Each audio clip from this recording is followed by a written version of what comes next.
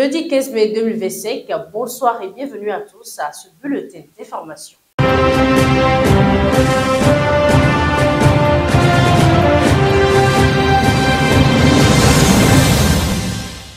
On ouvre cette session avec les nouvelles en provenance de la Côte d'Ivoire. Tidjane Thiam est réélu à la tête du PDCI malgré une affaire judiciaire.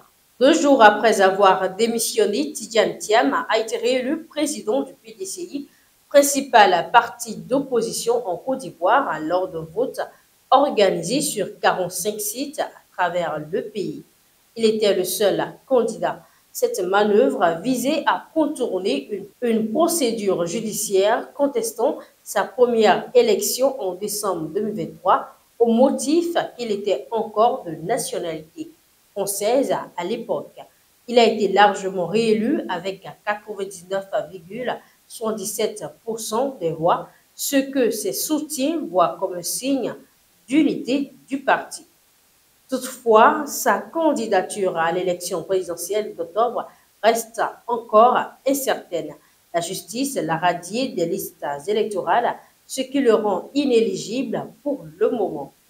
Malgré les appels au dialogue politique du PDCI, le gouvernement ne semble pas disposé à ouvrir les discussions. Au Niger, grève historique des enseignants contre la junte militaire. Plus de 150 000 enseignants ont entamé une grève historique des enseignants au Niger. Plus de 150 000 enseignants ont entamé une grève de 112 heures depuis le lundi 12 mai suite à l'appel de 28 syndicats. C'est la première grève de cette ampleur depuis l'arrivée de la junte au pouvoir. Les écoles publiques, notamment à Niamey, sont restées fermées et les élèves sont rentrés chez eux. Les enseignants réclament l'intégration sans concours des contractuels dans la fonction publique, le paiement régulier de leurs salaires et primes, ainsi que plus de sécurité dans les zones en conflit. Le mouvement est très suivi dans tout le pays et il a reçu le soutien de l'Union démocratique des travailleurs du Niger qui juge ces revendications légitimes. Au Mali, on apprend que 27 personnes sont portées disparues suite à une opération militaire à Diafarabé. Au centre du Mali, à Diafarabé, environ 27 personnes sont portées disparues depuis une opération de l'armée malienne menée le lundi 12 mai. Les témoins indiquent que les soldats ont arrêté une trentaine d'hommes sur un marché principalement issu de la communauté Peul. Certains ont été relâchés, mais les autres ont été emmenés en pirogue vers une zone isolée où des coups de feu ont été entendus. Les familles sans nouvelles redoutent des exécutions sommaires. L'armée n'a donné aucune explication sur cette opération. La zone est connue pour la présence de groupes djihadistes, mais les personnes arrêtées seraient des civils sans lien avec les combats. Par ailleurs, des manifestations ont eu lieu les 13 et 14 mai pour demander des réponses.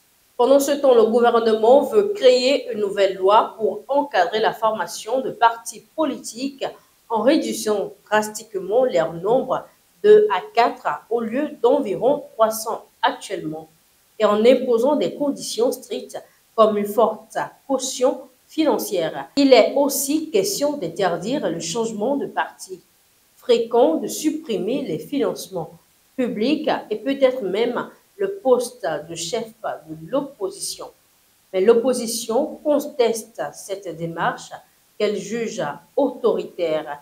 Elle affirme avoir déjà proposé des réformes réalistes en mars et considère que cette décision vise à maintenir les militaires au pouvoir sans élection ni contestation. Les dirigeants politiques parlent d'une résistance en préparation face à ce qu'ils estiment être un recul démocratique. En République démocratique du Congo, un projet de construction de prison dans la ville de Kisangani est au centre d'un scandale. Le député Willy Mishki soupçonne un détournement de près de 20 millions de dollars et a interpellé les ministres de la Justice, du Budget et des Finances pour obtenir des explications.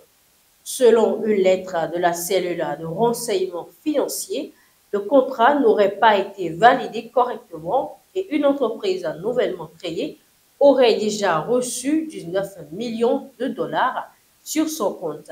Les députés Le député dénonce de graves irrégularités. Le ministre de la Justice, Constant Moutaba, a confié aux médias RFI que le projet est bien réel et jugé prioritaire pour désengorger les prisons. Il a précisé que la prison coûterait 29 millions de dollars et accueillerait 3 000 détenus. Les 19 millions sont pour l'instant bloqués sur un compte sécurisé en attente d'une décision de la première ministre. Le dossier est encore à l'étude.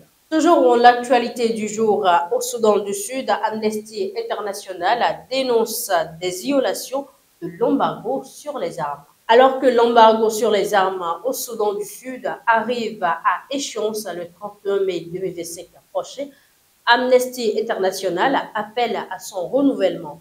L'ONG affirme que cet embargo, mis en place en 2018, a été violé à plusieurs reprises alors que le pays replonge dans les violences entre les camps du président Salva Kiir et de son ex-vice-président Riek Machar.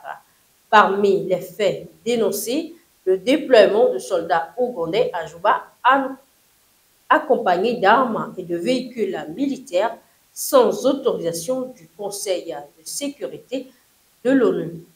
Amnesty International considère cela comme une violation claire de l'embargo.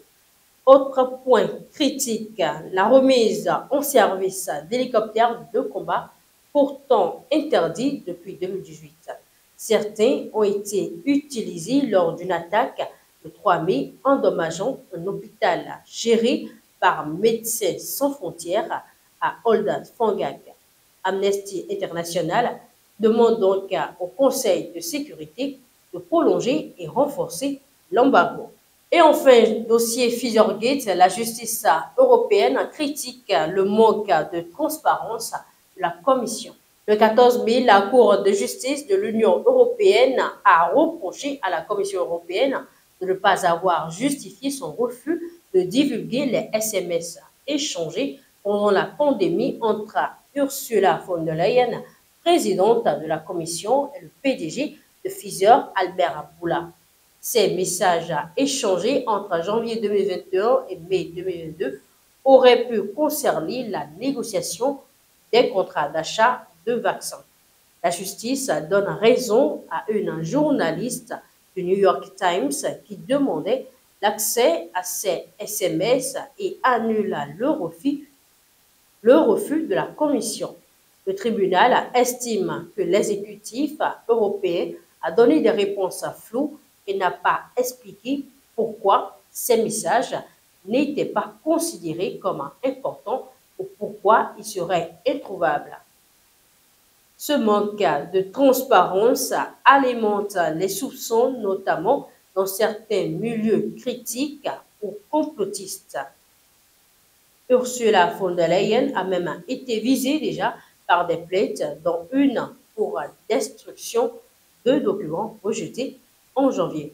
La Commission affirme avoir respecté les règles, mais reste vague sur la suite, laissant craindre qu'elle tente encore d'éviter de publier les 10 messages. C'est la fin de cette édition. Merci de nous avoir suivis. Bonne suite de soirée.